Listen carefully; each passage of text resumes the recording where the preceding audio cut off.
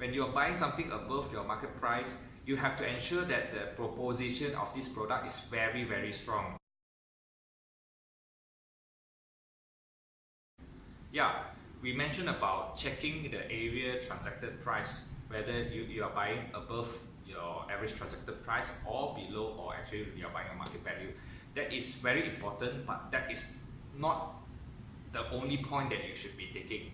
Out of the 10 points that we share in our introductory ebook, this is one of the most important points.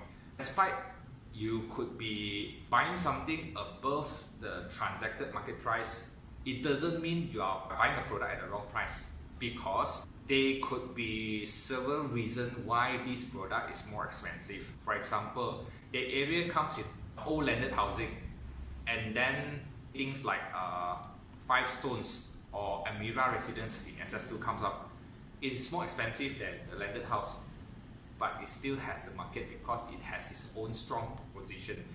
Strong position is another factor that you need to consider, which is also explained in our introductory ebook.